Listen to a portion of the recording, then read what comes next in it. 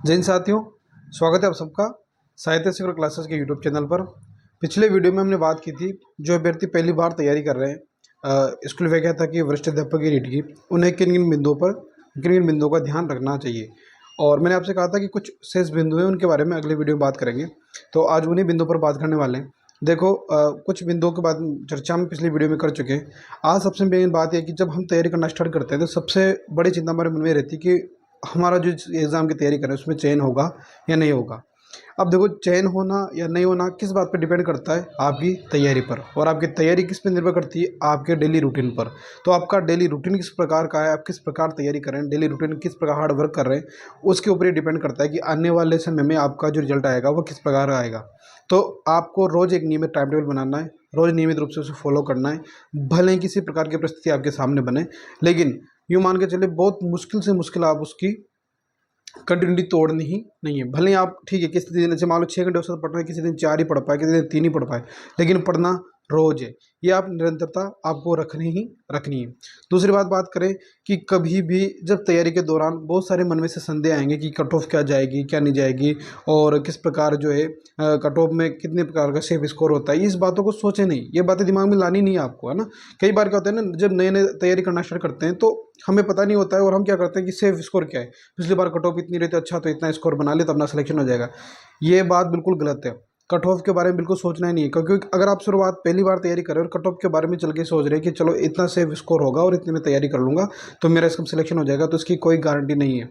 क्योंकि cut off का जो है निर्धारण पिछले पेपर के अनुसार नहीं होगा। पिछला पेपर किस प्रकार का था, वो कट ऑफ जा चुकी है। अब इस बार कितने अभ्यर्थी एग्जाम में बैठ रहे हैं, कितने अभ्यर्थी एग्जाम को दे रहे हैं, और इस बार जो है किस प्रकार का पेपर आया है, पेपर सरल आया है या पेपर कठिन आया। अगर पेपर ज़्यादा कठिन आया तो ये मान के चलिए कट ऑफ बहुत कम जाएगी। पेपर अगर सरल है तो कट ऑफ ज़्यादा जाएगी। तो उस हिसाब से फिर आपको प्रश्न अटैम्प्ट करने, तो अपना सेफ स्कोर बना के ना चलें। तैयारी इस प्रकार करें कि मुझे तो बिल्कुल इस प्रकार तैयारी करनी है कि हाँ, मुझे कट ऑफ के बारे में नहीं सोचना है, पिछली बार क्या कट ऑफ रही थी, आने वाली कट ऑफ क्या होगी। मुझे तो सिर्फ अपने काम पे फोकस करना है, अपनी तैयारी पे फोकस करना है। हाँ, मोटा मोटा टारगेट हम बना सकते हैं कि पिछली बार जैसे स्कोर इतना रहा था तो कम से कम उससे मैं 15 अंक ज़्यादा स्कोर लेके चलूँ। इतना अगर आप इतना अगर बना के चलते हैं वो अच्छा स्कोर है। लेकिन पिछली कट ऑफ को ही अगर सत्य मान के चले कि हाँ इतनी कट ऑफ रही थी, मैं तो इतना स्कोर बनाऊंगा, इस हिसाब से तैयारी करूँगा, तो फिर कहीं ना कहीं आप नुकसान में जा सकते हैं। तो कट ऑफ के बारे में बिल्कुल नहीं सोचना है।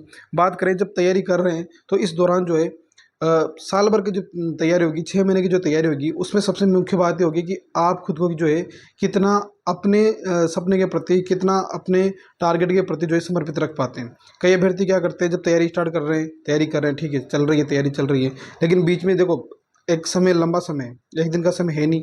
और ये जो समय है वो पूरा आपका जीवन बदलने वाला है। और इस जीवन को बदलने के लिए इस समय के दौरान बहुत सारी ऐसी चुनौतियां आपको फेस करेंगी, क्योंकि जब आप कुछ टारगेट लेके चलते हैं तभी आपके सामने चुनौतियां आती है।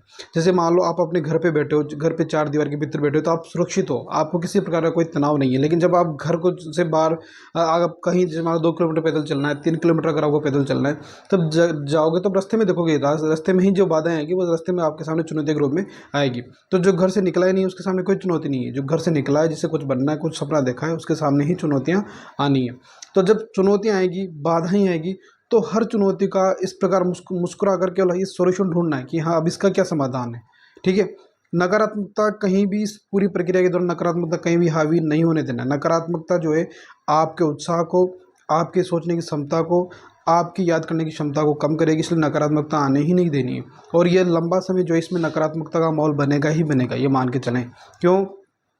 क्योंकि इसमें आप जितने सकारात्मक है उससे कहीं ज़्यादा आपके आसपास के जो साथी होंगे वो चाहेंगे कि आप इस नकारात्मकता के माहौल में आ जाएं।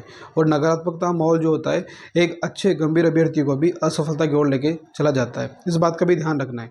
बात करें, जब आपने जैसे जो बुक्स लेके आ चुके हैं वो बुक्स आप पूरी इस प्रक्रिया के दौरान जो है बुक्स लेके आएंगे, नोट्स बनाएंगे, तो अपना एक मैटर जो है इकट्ठा करने के बाद फिर जैसे कि आपको पता होगा कि हर टॉपिक के हिसाब से, जैसे सिलेबस है, हिंदी साहित्य का इतिहास है, तो आप 2 बुक्स लेके आ गए।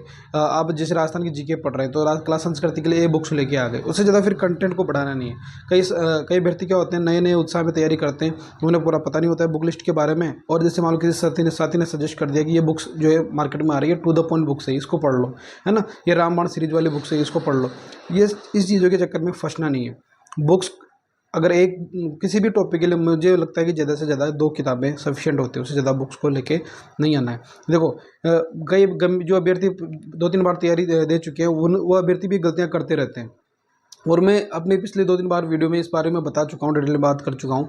लेकिन जो नए अभ्यर्थी है, जो चाहते हैं कि सर हमें कुछ नहीं पता है, आप तो हमें उस प्रकार गाइडेंस दीजिए, हमें बताइए कि क्या करना चाहिए, उस हिसाब से मैं ये वीडियो बना रहा हूँ। पार्ट फर्स्ट में डाल चुका हूँ जिसमें आपको मैंने बता दिया। दूसरा पार्ट है जिसमें आपको जिन गलतियाँ जो बता रहा हूँ, इन गलतियों पर, इन बातों पर ध्यान रखना है, इन गलतियों को दोबारा दोहराना नहीं है। जब आप तैयारी करेंगे तो हो सकता है कि आपके ऊपर जो है, जैसे मान लो ठीक है मेंटली प्रेशर तो रहेगा सही, फिजिकली भी आप हो सकता है मान लो कहीं बीमार हो जाते हैं, तो उस समय क्या होता है कि हम पढ़ाई को जैसे प्रेशर में रहते हैं और इधर तबीयत ख़राब हो गई, तो मेरा ये मानना है कि अगर बीच में से किसी के साथ कंडीशन बनती है, कई सारे अभ्यर्थी ऐसे होते हैं जो एग्ज़ाम, जैसे मान लो एग्ज़ाम होने वाला है 1 महीने बाद, उससे पहले पता नहीं अपने ऑपरेशन में आ जाते, तबीयत ख़राब हो जाती है। बहुत सारे मेरे 1-2 साथी थे, उनके साथ भी ऐसा हुआ है। जब एग्ज़ाम आने वाले होते हैं तभी उनकी तबीयत ख़राब होती है, वरना साल भर अच्छे से तैयारी करते तो उनकी तबीयत ख़राब नहीं होती। उसका कहीं न कहीं रीज़न जो मैंने सोचा है, जो मैंने समझा और उनसे जो मैंने बातचीत की, उसका रीज़न ही होता है कि वह साल भर तो एक धैर्य से निरंतर जो उनकी तैयारी चल रही थी, वो तैयारी करते रहते हैं। लेकिन जब एग्ज़ाम आता है तो कहीं न कहीं उनके मन में ऐसे होने लग जाता है कि पूरा सिलेबस अब कैसे कवर करूँ, पूरी जो किताबें कैसे पढूँ, और अगर मान लो मैंने इतनी तैयारी की, मेरा सिलेक्शन नहीं हुआ तो क्या हो जाएगा?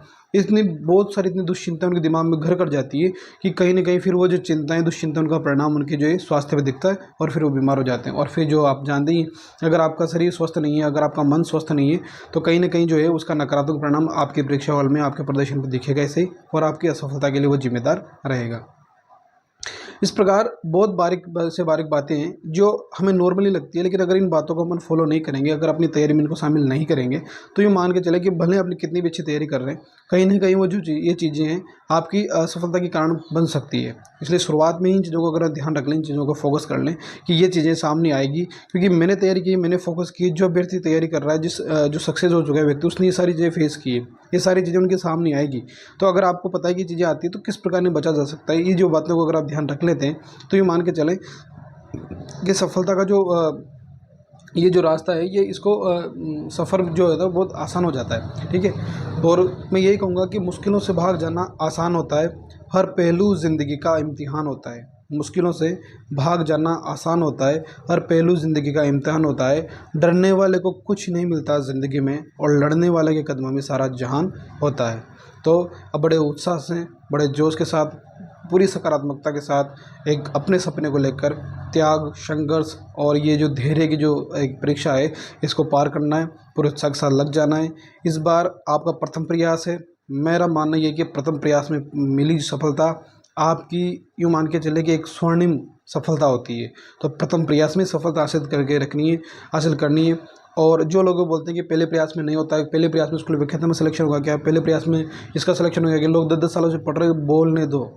जो लोग बोल रहे हैं उन्हें बोलने दो, उस पर ध्यान नहीं देना है। आप मेरा उदाहरण देख सकते हैं, अगर आपके पास कोई उदाहरण नहीं है तो आप मेरा उदाहरण देख सकते हैं। मैंने ऐसे गांव में तैयारी की है जहां लाइट भी नहीं आती थी।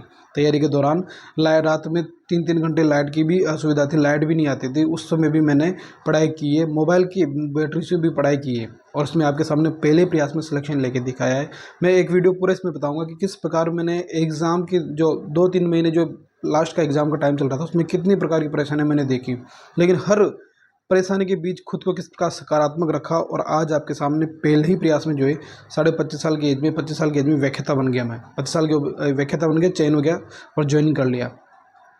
तो किसी भी प्रकार का द्वंद्व, किसी प्रकार का भ्रम, किसी प्रकार की चिंता मन में ना आने दें। ये आपके सपने की जो यात्रा है, उस सपने की यात्रा में तमाम तरह की चुनौतियाँ आएगी, तमाम तरह की आपको असुविधाएं मिलेगी, लेकिन फिर भी आपको हार नहीं मानना है। आपको सिर्फ अपना लक्ष्य दिखना चाहिए। चारों तरफ का पर्यावरण, चारों तरफ की परिस्थितियाँ किस प्रकार बन रही है, उससे आपको कोई मतलब नहीं होना चाहिए। सर्दियों के दिनों में बहुत भयंकर सर्दी पड़ेगी, तब मन करेगा कि यार रहने देते हैं, कल पढ़ लेते हैं। गर्मी में बहुत गर्मी पड़ती है, तब मन करता है यार बहुत गर्मी पड़ रही है, यार लाइटें नहीं, कल पढ़ लेंगे, है ना। बरसात में बहुत आंधी तूफान रहेंगे, लाइटें नहीं आएगी, तब सोचेंगे अगर रहने दे बाद में पढ़ लेंगे। इन कभी भी जो चारों तरफ की जो पर्यावरण परिस्थितियाँ बनती हैं, इनसे भी खुद को मतलब रोकना नहीं है। बनेगी तो बनने दो, अगर गर्मी पड़ रही है तभी पढ़ना है, भले किसी भी प्रकार पढ़ना है, लेकिन पढ़ना है। ध्यान जाना ही नहीं चाहिए। मैं तो ये बोलता हूँ, जैसे अगर आप तैयारी कर रहे हैं तो उस दौरान आपकी कंडीशन ये होना चाहिए कि आपके भोजन में नमक है या नहीं है, इसका भी आपको पता नहीं चलना चाहिए। आप सीधा खाना खा रहे हैं, मतलब आपका जब सिलेक्शन हो जाए ना, उसके बाद आपको भोजन का स्वाद आना चाहिए। अरे भोज में इतने दिनों से नमक ही नहीं खा रहा था, है ना। ऐसी वो नहीं चाहिए तैयारी। जैसे मैं खुद बात करूँ तो वैसे भोजन करते हैं तो सब स्वादिष्ट भोजन की अपेक्षा करते हैं और देखते हैं कि इसमें क्या कमी क्या नहीं है। लेकिन जब मैंने तैयारी स्टार्ट की तब इतना मतलब तैयारी में इतना मशगूल हो गया कि पता ही नहीं चलता था कि कब एक रोटी खा रहे हैं, 2 रोटी खा रहे हैं, सब्जी में नमक है या ज़्यादा है कम है, कुछ पता ही नहीं चलता था। बस तैयारी दिमाग में वही स्टोरी घूमती थी। खाना खा रहे तब भी यार वो चैप्टर कंप्लीट कर लिया, वो चैप्टर करना बाकी है, और मैं इस तरह आज इसको पढ़ूंगा तो कल मैं इतना पढ़ लूँगा और इस प्रकार मेरा टारगेट कंप्लीट हो जाएगा। कहने का कि भाव क्या है, पूरी तरह ईमानदारी से अपने लक्ष्य के प्रति समर्पित हो जाना। अगर पूरी तरह लक्ष्य के प्रति ईमानदारी से समर्पित हैं तो ये मान के चलें कि चयन होगा, सिलेक्शन होगा, और सिलेक्शन के बाद जो दिन आएगा, जश्न का दिन, वह देखना आपकी ज़िंदगी का, आपके परिवार के लिए, आपके माता पिता के लिए सबसे, और आपकी खुद के लिए सबसे सुनहरा दिन होगा पूरी ज़िंदगी का। इसलिए सकारात्मक रहें, नकारात्मक लोगों से दूर रहें, नकारात्मक बातों से दूर रहें और तैयारी स्टार्ट कर दें। किसी भी तरह के मन में शंका आए, किसी भी तरह के मन में डाउट्स हो तो आप अपने इस बड़े भाई के नाते, छोटे भाई के नाते कमेंट जरूर करें। मैं आपको जितना हो सकेगा और जितना मुझे अनुभव है, जितना मैं समझ पाया हूँ, या अपने साथियों से पूछ कर मैं आपको उसका सुझाव जरूर दूंगा। और आप अपनी तैयारी निरंतर जारी रखें। जो भी साथी स्कूल व्याख्याता वरिष्ठ अध्यापक ग्रेड की तैयारी कर रहे हैं और हिंदी से तैयारी कर रहे हैं तो उनसे तो ये कहूँगा कि इस चैनल को सब्सक्राइब कर लें, क्योंकि यहाँ निःशुल्क कोर्स भी करवाया जा रहा है।